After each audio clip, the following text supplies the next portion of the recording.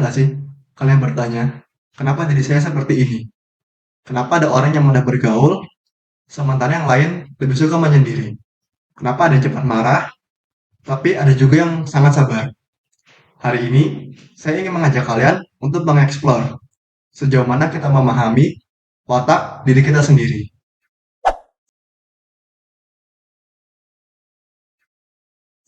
Pertama, kita mulai dari hal yang paling dekat, yaitu keluarga. Watak seorang anak seringkali mirip dengan watak kedua orang tuanya. Tanpa kita sadari, cara kita berpikir, merespons, bahkan kebiasaan kecil itu banyak dipengaruhi oleh mereka. Misalnya, kalau orang tua kita sabar, kemungkinan kita juga cenderung lebih tenang. Kalau mereka tegas atau keras, bisa jadi kita punya kecenderungan yang sama. Artinya, sebagian dari diri kita adalah warisan. Bayangkan jika watak itu seperti batu. Jenis batu itu tidak dapat diubah, tapi bentuknya bisa diubah. Bisa dipahat, dibentuk, dan diperhalus. Sama seperti kita. Watak dasar kita mungkin tidak berubah, tapi cara mengekspresikannya bisa kita latih. Jadi, eh, kita tidak bisa memilih menjadi orang lain, tapi kita bisa memilih menjadi versi terbaik dari diri kita sendiri. Lalu, dari mana watak itu berasal? Salah satunya adalah dari genetik atau warisan. eh, Ciri khas watak itu bisa diwariskan dari generasi ke generasi. Itulah kenapa kadang kita mendengar orang berkata, kamu persis seperti ayahmu, atau kamu mirip sekali dengan ibumu. Karena memang ada bagian dari diri kita yang dibentuk sejak lahir.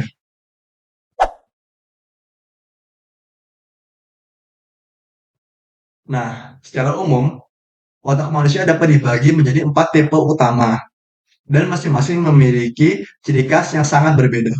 Tipe yang pertama adalah sanguinis, atau yang sering disebut sebagai pembicara. Orang dengan watak ini biasanya penuh semangat, mudah bergaul, dan senang menjadi pusat perhatian. Mereka menikmati interaksi sosial dan cenderung ekspresif dalam menyampaikan perasaan. Jika dibandingkan dengan koleris yang fokus pada hasil, sanguinis lebih menikmati proses dan suasana. Namun, berbeda dengan melankolis yang cenderung berpikir dalam dan hati-hati. Sanguinis seringkali bertindak spontan dan kurang memperhatikan detail-detail kecil. Lalu untuk tipe kedua ada koleris atau pelaku.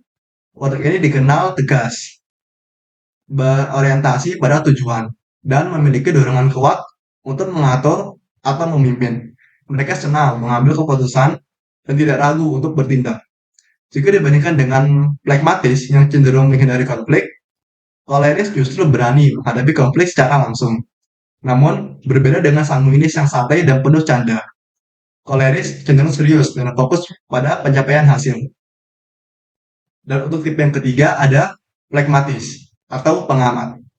Orang dengan watak ini biasanya tenang, sabar, dan menyukai kedamaian. Mereka cenderung menjadi penyeimbang dalam suatu kelompok karena tidak mudah terpancing emosi. Jika dibandingkan dengan koleris yang dominan, pragmatis lebih memilih mengalah demi menjaga keharmonisan.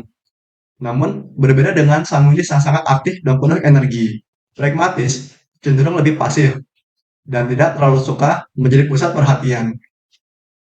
Dan untuk tipe yang terakhir ada melankolis atau pemikir. Otak ini dikenal detail, analitis, dan perfeksionis. Mereka sangat memperhatikan kualitas dan seringkali berpikir mendalam sebelum bertindak. Jika dibandingkan dengan sanguinis yang spontan, melankolis jauh lebih berhati-hati dan terstruktur. Sementara itu, jika dibandingkan dengan koleris yang sangat fokus pada hasil akhir, melankolis lebih fokus pada proses yang benar dan sempurna. Meskipun terkadang hal ini membuat mereka terlihat lebih lambat dalam mengambil keputusan.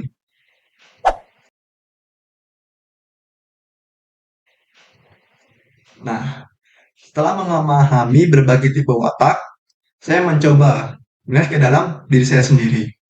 Dan saya menyadari bahwa saya cenderung memiliki kombinasi antara watak pragmatis dan juga melankolis.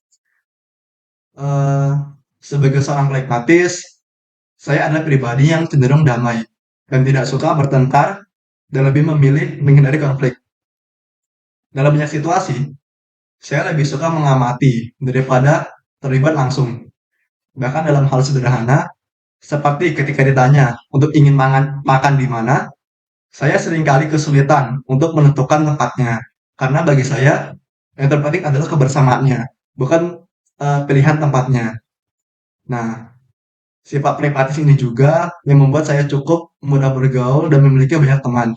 Saya juga senang membantu orang lain dan berusaha menjaga hubungan untuk tetap harmonis. Namun di balik itu, saya juga menyadari bahwa menjadi pragmatis punya tantangan tersendiri. Saya terkadang kurang tegas dalam mengambil peran sebagai pemimpin.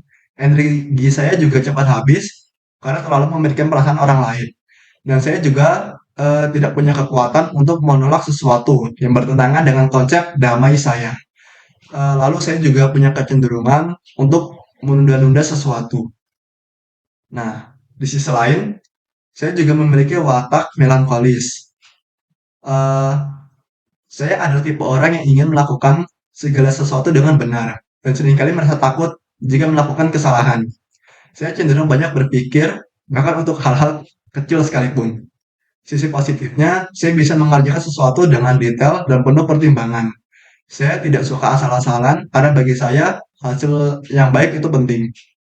Tapi di sisi lain, sifat ini juga membuat saya membutuhkan waktu yang lebih lama dalam mengambil keputusan.